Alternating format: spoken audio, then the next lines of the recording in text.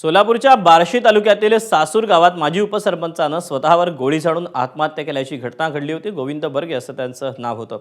या प्रकरणी मृताच्या मेहुण्यानं पोलिसात तक्रार केली असून कला केंद्रात काम करणाऱ्या एका नर्तिकेविरोधात गुन्हा दाखल करण्यात आलेला आहे।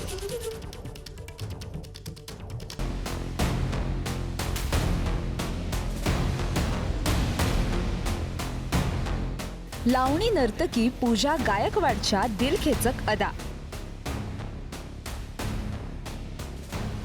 पूजाच्या घुंगरांची छमछम, लटके, झटके आणि ठुमके आणि याच पूजाच्या प्रेमात अडकलेल्या उपसरपंचाने मृत्यूला कवटाळलं।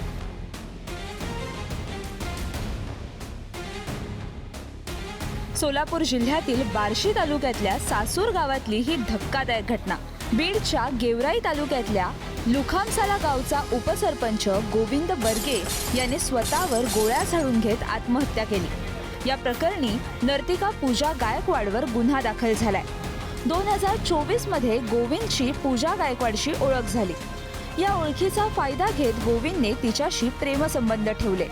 त्यानंतर पूजाने आपल्या तालावर त्याला नाचवायला सुरुवात केली। पूजाने गोविंदकडून वेळोवेळी पैसे, जमीन, सोनं नाणं घेतलं। एवढं करूनही पूजा थांबली नाही। आता गेवराईचा बंगला आपल्या नावे कर, भावाच्या नावावर 5 एकर शेती कर असा दबाव ती टाकू लागली। असं न केल्यास बलात्काराचा गुन्हा दाखल करण्याची धमकीही ती देऊ लागली। अखेर या कटकटीला कंटाळून गोविंद बर्गेने स्वतःवर गोळी झाडून घेत आयुष्य संपवलं।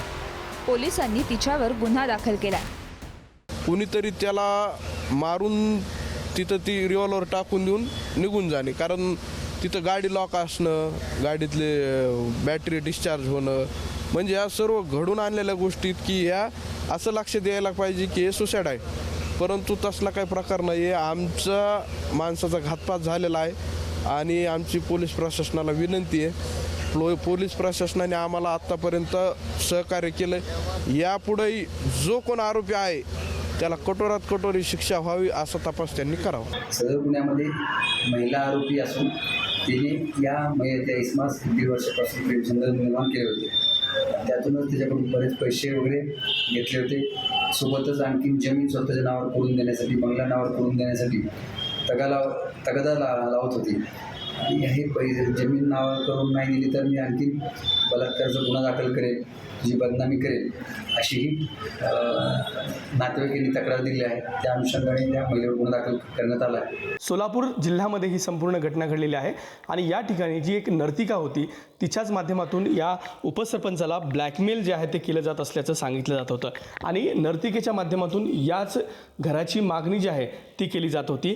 गेवराई शहरातील माधवनगर भागामध्ये हे आलिशान असं घर आहे, ज्याची केवळ 10 दिवसांपूर्वीच वास्तुशांती जी आहे ती झालेली होती। आपण या ठिकाणी पाहू शकतो की गृहप्रवेश करताना जे हाताचे छापे मारले जातात ते देखील या ठिकाणी पुसलेले नाही आहेत। कला केंद्रावर जाण्याचा रगेलपणा उपसरपंचाला भोवला, मात्र त्याही पुढे जात पूजा गायकवाडला नको इतकं जवळ करणंही त्याला भोवलं आणि अखेर घुंगरांच्या छमछमपायी सोन्यासारखा जीव गमावण्याची वेळ आली। ब्युरो रिपोर्ट, एबीपी माझा। एबीपी माझा, उघडा डोळे बघा नीट।